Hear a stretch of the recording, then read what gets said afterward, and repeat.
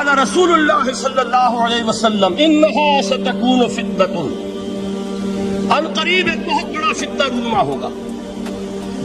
حضور نے خبر دی فتنے کی۔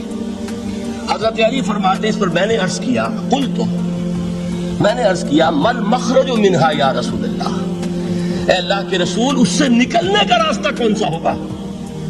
دیکھیے یہ لکھا ہوا ایگزٹ، نکلنے کا راستہ۔ اور عام طور پر آپ نے دیکھا ہوگا بڑے ہالز میں یہ سرخ روشنی ہوتی ہے، اس میں اس کا اہتمام کیا جاتا ہے کہ اگر خدا نہ خواستہ کو حادثہ ہو جائے لوگوں کو معلوم ہو نکلنے کا راستہ کون سا، یہ مخرج۔ حضور نے خبر دی کہ فتنہ ہوگا۔ تو دیکھیے میں ایک بات عرض کیا کرتا ہوں، ذرا توجہ کیجئے۔ ہمارا حال کیا ہے؟ ہم بڑے ریشنلسٹ قسم کے لوگ ہیں، یہ زمانہ ریشنلزم کا ہے۔ اگر ہم ہوتے تو کیا پوچھتے؟ وہ فتنہ کیا ہوگا، کیوں ہوگا، کہاں سے آئے گا؟ ہمارے سوال یہ ہوتے کب آئے گا، کیوں، کہاں، کب، کیسے۔ ان سب کی حیثیت علمی سوالات کی ہے۔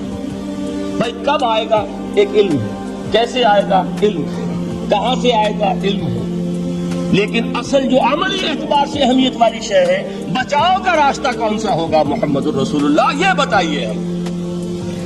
من مخرج منہا یا رسول، حضرت علی نے یہ نہیں پوچھا فتنہ کیا ہوگا، کہاں سے آئے گا حضور، کیوں آ جائے گا، کب آ جائے گا، نہیں، من مخرج منہا یا رسول اللہ، اللہ کے رسول یہ بتائیے کہ جب وہ فتنہ رونما ہوگا تو نکلنے کا راستہ کون سا ہوگا؟ اس کا جواب ہے، ارشاد فرمایا محمد رسول اللہ نے، کتاب اللہ، اللہ کی کتاب ہے وہ مخرج، یہ کتاب ہے کہ جس کو تھامو گے تو فتنوں سے محفوظ رہو گے۔ اس کے بعد آپ فرماتے ہیں فیہ نبأ ما قبلکم وخبر ما بعدکم وحکم ما بینکم، اس میں تم سے پہلوں کی بھی خبریں موجود ہیں، عاد اور ثمود اور قوم نوح اور قوم ہود اور قوم لوط اور قوم صالح اور آل فرعون، یہ کون ہے؟ من قبلکم، تم سے پہلے۔ وفیہ خبر ما بعدکم، جو کچھ تمہارے بعد ہونے والا ہے اس کی خبریں بھی موجود ہیں، لیکن وہ کیسے ہوں گی؟ وہ بٹوین دی لائنز ہوں گی، وہ بین السطور ہوں گی۔ ان کے لیے انسان کو، آپ کو معلوم ہے کہ عبارت میں سطور ہوتی ہے اور ایک درمیان میں ہوتا ہے، ان کے کچھ لکھا ہوا نہیں ہوتا۔ You have to read between the lines. Quran میں بعد میں آنے والے حالات بھی درج ہیں، لیکن اس طرح نہیں جیسے کہ پچھلے حالات درج ہیں۔ اس کے لیے ذرا ان ڈیپتھ پونڈرنگ اوور، غور و فکر اور تدبر کی ضرورت ہوگی۔ وحکم ما بینکم، اور جتنا اختلافات تمہارے اندر پیدا ہوں گے تا قیام قیامت، ان سب کا فیصلہ بھی اس کتاب میں موجود ہے۔ وَهُوَ حَبْلُ اللَّهِ الْمَتِينُ وَهُوَ الذِّكْرُ الْحَكِيمُ، یہی تو ہے وَهُوَ الصِّرَاطُ الْمُسْتَقِيمُ، سیدھا راستہ اور کون سا؟ یہ قرآن تو ہے۔ ہر رکعت میں کہتے ہیں اهْدِنَا الصِّرَاطَ الْمُسْتَقِيمُ، اور قرآن دیا ہوا اس پر غور نہیں کرتے۔ عجیب تماشا ہے ہمارا، نماز کی ہر رکعت میں اهْدِنَا الصِّرَاطَ الْمُسْتَقِيمُ، اور حضور فرمایا وَهُوَ الصِّرَاطُ الْمُسْتَقِيمُ، صراط مستقیم یہ قرآن ہی تو ہے، الذکر الحکیم یہ قرآن ہی تو ہے، وَهُوَ حَبْلُ اللَّهِ الْمَتِينُ، اور یہی ہے اللہ کی مضبوط رسی۔ آپ نے قاری صاحب سے وہ آیات سنی سورہ آل عمران کی، وَاعْتَصِمُوا بِحَبْلِ اللَّهِ جَمِيعًا وَلَا تَفَرَّقُوا، اللہ کی رسی کو مضبوطی سے مل جل کر تھامو اور تفرقے میں مبتلا نہ ہو۔ تفرقہ ہوگا تو کیا ہوگا؟ تمہاری ہوا اکھڑ جائے گی۔ آج آپ کو معلوم ہے دول عرب اگر یہ یکجا ہو جائے، ایک دن کے لیے اسرائیل قائم نہیں رہ سکتا۔ امریکہ میں امریکہ کا باپ اسے قائم نہیں رکھ سکتا۔ اگر امت عرب ہی جمع ہو جائے، عالم اسلام تو بڑی شے ہے، جو وسائل ان کے پاس ہے، جو اللہ تعالیٰ نے ان کو نعمت عطا فرمائی، لیکن افتراق، انتشار، اختلاف، جتھے بندی، گروہ بندی، دھڑے بندی، اس نے اسرائیل کا خنجر ان کے سینے میں پیوست کیا ہوا۔ اس لیے کہ فَتَذْهَبَ رِيحُكُمْ، اگر تم اختلاف کرو گے تو تمہاری ہوا اکھڑ جائے گی۔ آج وہ ہوا اکھڑ چکی ہے۔ تو فرمایا وَاعْتَصِمُوا بِحَبْلِ اللَّهِ جَمِيعًا وَلَا تَفَرَّقُوا، اللہ کی رسی کو مضبوطی کے ساتھ مل جل کر تھامو اور تفرقے میں مت پڑو۔ حضور فرما رہے وہ اللہ کی رسی کون سی؟ هُوَ حَبْلُ اللَّهِ الْمَتِينُ، یہی قرآن ہے اللہ کی مضبوط رسی۔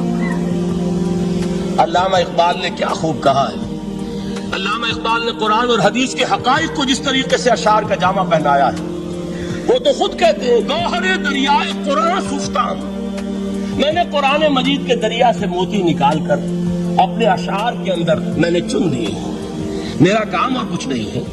موتی کوئی بھی غواص پیدا نہیں کرتا، دریا کی گہرائی سے نکال لاتا ہے۔ یہ میری حکمت نہیں ہے جو میرے اشعار میں ہے، یہ میں نے قرآن مجید کے دریا میں غوطہ زنی کر کے اس سے یہ موتی نکالے۔ گوہر دریائے قرآن سفتام۔ اب دیکھیے اسی حدیث کے اس ٹکڑے کو کیسے شعر میں لائے ہیں۔ از یک آئینی مسلمان زندہ است، پے کرے ملت سے قرآن زندہ ہست۔ مسلمان کی زندگی تو ایک آئین کے بدولت ہے، یہ آئین قرآن۔ جو کہا تھا کبھی قائد اعظم مرحوم نے، جب پوچھا گیا تھا کہ آپ کے پاکستان کا دستور کیا ہوگا، کیا فرمایا تھا یاد کیجیے کہ ہمیں کسی نئے دستور کی ضرورت نہیں، ہمارا دستور 1400 برس پہلے طے ہو چکا ہے۔ یہ ہماری بدقسمتی ہے جو کچھ کہا تھا قائد اعظم نے کہ God has given us a golden opportunity to prove our worth as architects of a new state, and let it not be said that we didn't prove equal to the task۔ میں معذرت کے ساتھ عرض کروں گا حضرت کہ واقعہ یہ ہے کہ ہم اس کے equal to the task ثابت نہیں ہوئے۔ قائد اعظم کا دیا ہوا پاکستان آج دنیا میں موجود نہیں ہے، اس کا ایک حصہ اپنے نام سے دستبردار ہو کر بنگلہ دیش بن چکا ہے، اس نے اپنی تاریخ کو خیر بات کہہ دیا، حالانکہ مسلم لیگ کی جنم بھومی ڈھاکہ ہے۔ 1906 میں ڈھاکہ میں مسلم لیگ نے جنم لیا تھا، اور اگر وہ صرف ہم سے علیحدہ ہوتا یہ اکیلا صدمہ ہوتا، لیکن یہ کہ اس نے جب نام بدلا ہے در حقیقت اس نے اپنے تاریخ سے، اپنے پس منظر سے استعفیٰ دیا۔ یہ ہمارا دوہرا ہمارے لیے صدمے کی بات ہے۔ کیا دو یمن موجود نہیں ہے؟ ان میں سے کوئی ایک بھی اپنا نام چھوڑنے کو تیار ہوگا؟ کیا دو جرمنی دنیا میں موجود نہیں ہے؟ کوئی ایک بھی ان میں سے اپنا نام چھوڑے گا؟ کیا دو کوریا نہیں ہے؟ دو ویتنام نہیں ہے؟ تو کیا دو پاکستان نہیں ہو سکتے تھے؟ ہو سکتے تھے۔ میں یہ کہا کرتا ہوں کہ یہ گہرا صدمہ ہے علیحدگی، اور دوہرا صدمہ ہے، اور اس سے کہیں زیادہ بڑا کہ انہوں نے اپنا نام بدل دیا، اپنی آئیڈینٹی چینج کر دی، انہوں نے وہ نام اپنے ماتھے سے اتار کر خلیج بنگال کو دبو دیا۔ یہ بہت بڑی سزا ہے جو ہمیں ملی ہے۔ کیوں ملی ہے؟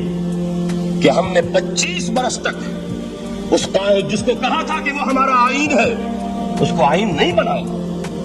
ہم نے دنیا کے سامنے جھولیاں پساری، ہم نے طرح طرح کے نظاموں کو آزمایا، لیکن اس قرآن کی طرف رشقت بھی نہیں کی۔ اللہ تعالیٰ ڈھیل دیتا ہے لیکن سزا بھی بہت سخت ہوتی ہے۔ ان بطش ربک لشدید، جو ہم پر کوڑا برسا ہے، تاریخ انسانی کی عظیم ترین شکستوں میں سے ایک شکست ہے کہ جو ہمارے ماتھے پر کلنک کے ٹیکے کی طرح موجود ہے۔ اللہ کرے کہ آئندہ یہ تاریخ اپنے آپ کو نہ دہرائے، لیکن میں عرض کر دیتا ہوں آپ سے، جو ہمارے لچھن ہیں، جو ہمارا طرز عمل ہے، جو ہمارے لیل و نہار ہے، جو ہمارا انداز ہے، اللہ کے دین کا استہزاء اور تمسخر، جس طرح اللہ کے ساتھ مذاق ہم کر رہے ہیں، اس کا شاید اس سے بھی کہیں زیادہ برا نتیجہ نکلے۔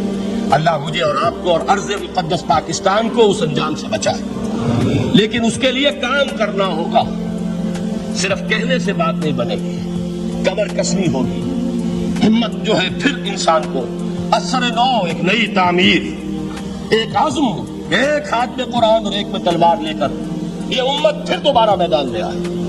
بہرحال عرض یہ کرنا تھا، اقبال کہتا ہے از یک آئینی مسلمان زندہ است، پے کرے ملت ز قرآن زندہ ہست، ماں ہما خاک و دل آگاہ اوست، اعتصامش کن کہ حبل اللہ اوست۔ تانو اس کو مضبوطی کے ساتھ، حبل اللہ یہی قرآن، یہ یک آئینی اور پیکر قرآن کی زندگی، پیکر ملت کی زندگی جو ہے اس قرآن کی بدولت ہے۔ تو حضور نے کیا فرمایا؟ فتنے سے بچنے کا راستہ کون سا ہے؟ کتاب اللہ فیہ نبأ ما قبلکم وخبر ما بعدکم وحکم ما بینکم وہو الصراط المستقیم وہو حبل اللہ المتین وہو الذکر الحکیم۔ ایک 3 جملے اور سن لیجئے۔ هو الذی لا یشبع منہ العلماء ولا یخلق عن کثرت الرد۔ یہ قرآن وہ شے ہے جس سے اہل علم کبھی سیر نہ ہو سکیں گے۔ ولا تنقضی عجائبہ، اس کے عجائب کبھی ختم نہیں ہوں گے۔ یہ ہیروں کی وہ کان نہیں ہے کہ جو کبھی خالی ہو جائے کہ سارے ہیرے نکل چکے ہیں، اب مزید ہیرے نہیں ہیں، نہیں، علم اور حکمت کے ہیرے اور اور ہدایت اور حکمت کے موتی اس میں سے ابد الآباد تک نکلتے رہے. ضرورت صرف کھودنے کی ہے. میں نے وہ لفظ استعمال کیا تھا. آج کا قرآن کھودنا ہوگا. آج کی ہدایت اس قرآن سے نکالنی ہوگی. قرآن جب نازل ہوا آن دی سرفیس بالکل ظاہر وہ تھی اس کی ہدایت جو اس دور کے لیے ضروری تھی. ہمیشہ کی ہدایت اس کے اندر رکھ دی گئی ہے. اس میں مضمر ہے, اس میں چھپی ہوئی ہے. اس کے لیے تدبر کی ضرورت ہے. کتاب انزلناہ الیک مبارک لیدبروا آیاتہ ولیتذکر اولو الالباب. لوگ تدبر کریں, اس کی گہرائیوں کے اندر غوطہ زنی کریں. لا تنقضی عجائبہ, اس کے عجائب کبھی ختم نہیں ہوں گے. ولا یشبع منہ العلماء, اہل علم کبھی اس سے سیر نہیں ہوں گے. آپ کو سخت بھوک لگی ہوتی ہے اور کھانا کھانے کی تھوڑی دیر کے بعد اب آپ کا ہاتھ رک جاتا ہے, سیر ہو گئے. بہترین کھانا ہے لیکن نہیں کھا سکتے. اگر عام حالات میں وہ آتا تو کبھی نہ چھوڑتے, لیکن اب وہ آپ کا میزبان کہہ رہا ہے کچھ اور لیجیے, تناول فرمائیے ذرا یہ بھائی نہیں میں اب بھر چکا. یہ آپ کہتے ہیں کہ نہیں؟ حضور فرمایا یہ قرآن وہ شے نہیں ہے جس سے اہل علم کبھی سیر ہو سکے. ان کی پیاس بڑھتی چلی جائے گی, ان کے اندر cost of knowledge, search for wisdom بڑھتی چلی جائے. کبھی بھی انسان یہ محسوس نہیں کرے گا کہ مجھے جو لینا تھا میں لے چکا, بلکہ یہ کہ جیسے جیسے قدم آگے بڑھیں گے تہذیب کے, تمدن کے, علم کے, اتنے ہی قرآن جو ہے وہ آگے بڑھتا چلا جائے گا ہر دور کی رہنمائی کے لیے. لا تنقضی عجائبہ ولا یخلق عن کثرت الرد, بار بار کی پڑھنے سے اس پر پوشیدگی طاری نہیں ہوگی. دنیا کی اور کتابیں ہیں, ایک دفعہ پڑھ لیں گے, دو دفعہ پڑھ لیں گے, تین دفعہ پڑھ لیں گے, چار دفعہ پڑھ لیں گے, پھر چینی چلے. لیکن یہ کتاب وہ ہے, امام شافعی کا میں واقعہ آپ کو سناتا ہوں. وہ یہ کہتے ہیں کہ ایک مرتبہ میرے ذہن میں یہ سوال آ گیا کہ اجماع کے لیے بھی قرآن مجید میں کوئی سند ہے, دلیل ہے؟ سب مانتے ہیں کہ اجماع جو ہے سورس ہے قرآن کے اسلامی قانون کی, جس پر کہ امت کا اجماع ہو جائے. تو کہتے ہیں میں نے 300 مرتبہ قرآن پڑھا اول سے آخر تک صرف اس دلیل کی تلاش میں. 300 مرتبہ مجھے نہیں ملی. 301ویں مرتبہ جب پڑھ رہا تھا مجھے روشنی مل گئی. وہ یبتغی غیر سبیل المؤمنین کے جو الفاظ آئے ہیں, نولہ ما تولی ونصلہ جہنم, جو کوئی شخص مسلمانوں کے راستے کو چھوڑ کر کوئی اور راستہ اختیار کرے گا ہم اسے اسی کے حوالے کر دیں گے اور جہنم میں پہنچا دیں گے. معلوم ہوا مسلمانوں کا جس پر اجماع ہو جائے اس کو بھی ایک سند حاصل ہے. یہ مسلمانوں کا مجمع علیہ ایک راستہ ہے, اس کو بھی ایک سند اور دلیل کی حیثیت حاصل ہے.